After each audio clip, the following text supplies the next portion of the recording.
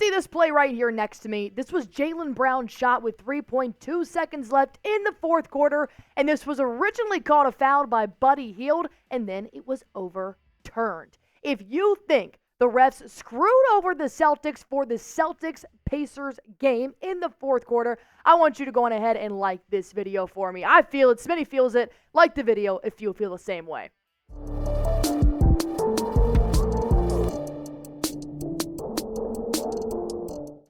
So, of course, we're going to be breaking down a couple of topics here on Celtics Today. I am your host, Allie Barefoot, but first and foremost, we got to talk about the Celtics' loss to the Indiana Pacers without Tyrese Haliburton, and the Celtics were without Jayson Tatum and Sam Hauser. Of course, it came down to the wire. The Celtics lost 133-131. Jaylen Brown took the last shot for the Celtics, 3.2 seconds left, and he was called for a foul. Buddy Hield admitted he hit Jaylen Brown in the head while he was shooting. And this was eventually overturned after a review, which of course did lead to a Kristaps Porzingis foul on the other end.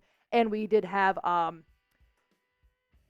Ben Mathurin shoot 3 free throws. So let's go ahead and break down what Buddy Hield did say about this overturned call. He said, look, I told Joe what I told Joe. They have 3 refs out there, and they had the replay center. I thought I might have hit him a little bit, but they have 3 refs out there, and they have cameras, and they got to slow down the angles of it. Look, I know I touched the ball, but maybe I nicked Brown in the head a little bit. I'm not too sure, but it's the end of the game.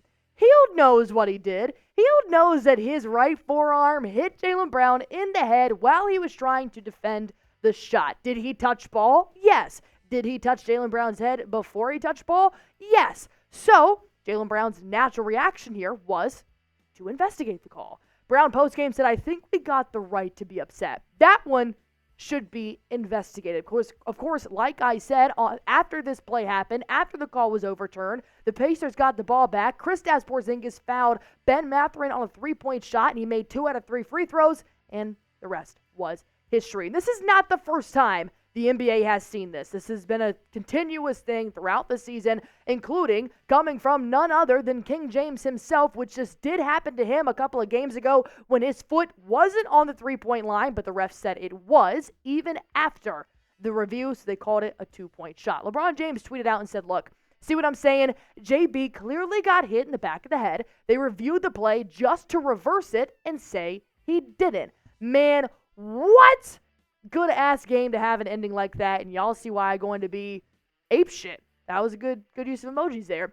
Out there when it does happen. This was right after the game was revealed, but look, you can have opinions. You can say he was hit or he wasn't hit. It doesn't matter. What does matter is the last 2-minute report from the Celtics-Pacers game, in which it does say that on the replay review, the challenge was deemed successful, and the video clearly shows that Hield reaches forward and makes contact with the ball behind Brown. While in contact with the ball, Hield also makes minimal contact with Brown's head. They then go on to say that, look, this is not technically illegal. If you do happen to make contact with the player while you're trying to make a defensive move, and it doesn't seem that it's going to cause the shot to go in or out, then it's not considered a foul. And we knew this was going to happen since the replay was overturned. There was no way in hell any NBA referee was going to come out and say that he actually was clocked in the head. It actually should have been 2 shots. He loses his job right there. So overall,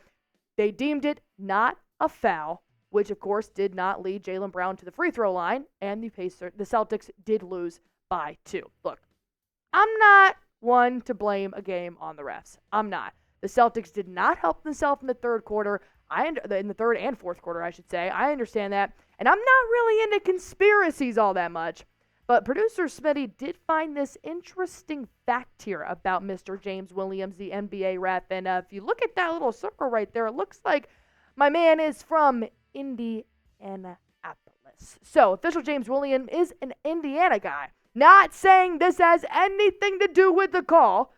We're just going to put this out there for you guys to decide. Overall, I said this before, I'm not blaming this game on the refs at all. They had the chance to beat the Pacers yet again, back-to-back, without Tyrese Haliburton. Yes, they did not have Jayson Tatum, but look, Jayson Tatum's just one guy. You can still rally without him. We've seen them do it before. However, Jaylen Brown stepped up and did everything in his power down to the 3.2 seconds left in the fourth quarter to help the Celtics win the ball game. Let's talk about what JB did during that game. 40 points, 5 rebounds, 17 for 26. At one point, he was 11 for 13 in the first half. He was on fire from the field. And, of course, 3 out of 4 from the three-point line, which actually I enjoy more seeing less shots taken from the three-point line and more accurate shots taken from the perimeter. Shows that he's not just chucking it up with 20 seconds left on the clock. He was truly leading the offense in this ball game. And look, bottom line is this. Boston now moves to just first in the East, no longer first in the NBA. But they do get They are still first in the NBA? Well, then they're still first in the East as well. And they get Jayson Tatum back for a revenge game versus Minnesota Timberwolves tomorrow night. So, Tatum was just on a little bit of a management for his left ankle sprain, so he should be ready to go. Of course, he did drop 38 in the game over the weekend against the Pacers, while Jaylen Brown dropped 31. So, I'm excited to have this duo back, and I have a feeling they're going to come back with a chip on their shoulder. So, do you guys think the Celtics got screwed in the last game?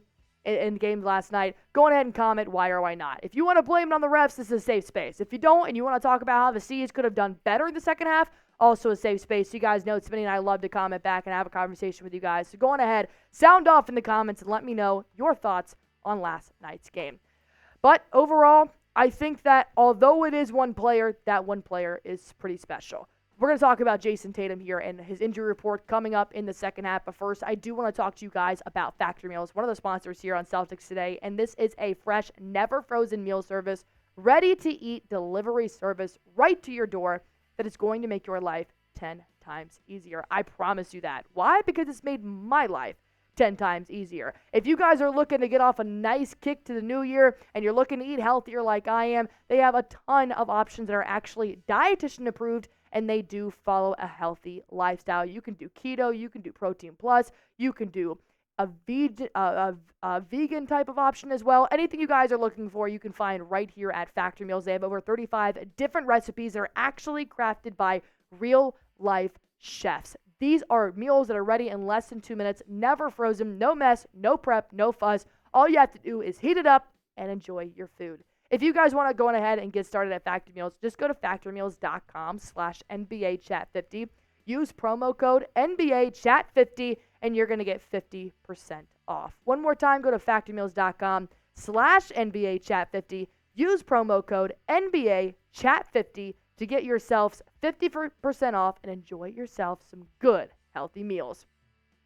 Now, the Boston Celtics need Jayson Tatum. This is not breaking news. This is something that you guys have all known. However, it was pretty evident. When Jaylen Brown or Kristaps Porzingis sits out, you know that there is definitely a piece missing. When Jayson Tatum sits out, there's a big chunk that's missing out of the Celtics offense and defense, especially when it comes to cleaning the glass. Well, the Celtics did lose in the third quarter. Let's be real. It wasn't down to the final score.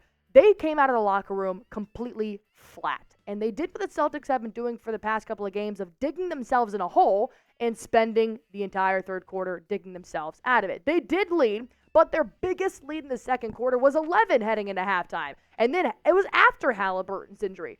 And then they're going to come out and the Pacers are going to blow the Celtics away without their star player in the third quarter. Thankfully, you had Jaylen Brown, Derek White who stepped up, Peyton Pritchard at 14 points off the bench. But overall, you can't lose in the third quarter because that sets up a horrible final quarter. So, who do the Celtics call on without JT? Well, let's go ahead and look at what Jayson Tatum does do. This is who you need to call on during that time whenever it gets down to that third quarter, fourth quarter type of thing. He's shooting 46.7%. He's shooting 36% from the three-point line right now. His effective field goal percentage is a beautiful 55%, and of course, 49.2% of his other stats. So look, I want to talk about this. Tatum is Boston's best scorer, but he also really, really defends. He's leading the team in rebounds right now. He's one of the only Celtics that's ever constantly in double digits in that category as well, and he moves the ball effectively, spreads out the offense, and defenses gravitate toward him, which allows Kristaps Porzingis to be open a lot more, Derek White to be open a heck of a lot more, and even Jrue Holiday was the second leading scorer in last night's ball game. Well, if Jayson Tatum's in the game, Jrue Holiday can have a lot more open shots.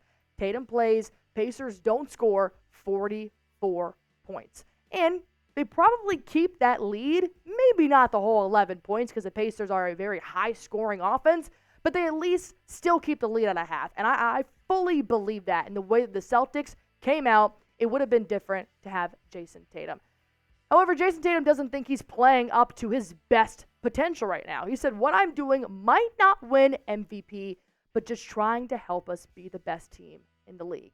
If people recognize that, they see it, I appreciate it. But if they don't, that's okay.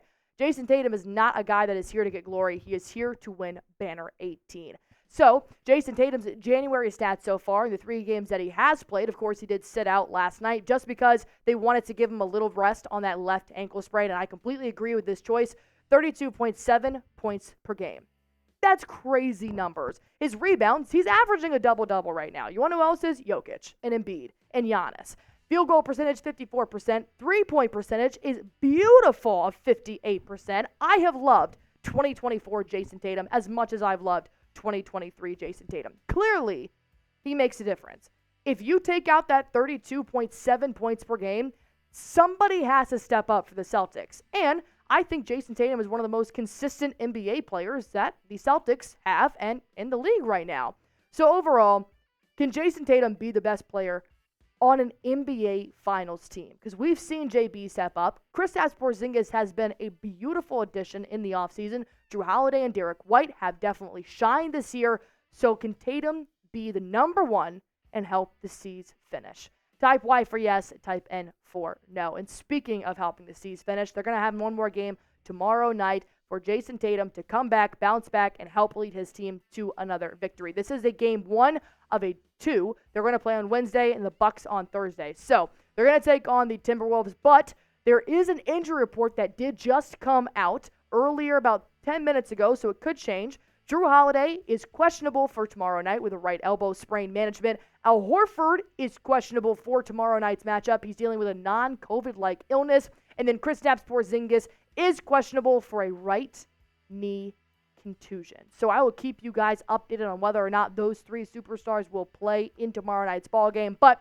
before any of that happens, I want you guys to go on ahead and predict the score of the Celtics and Timberwolves game down below. Smitty and I are going to be live tomorrow night for this ball game, but we want to hear from you guys before that even happens.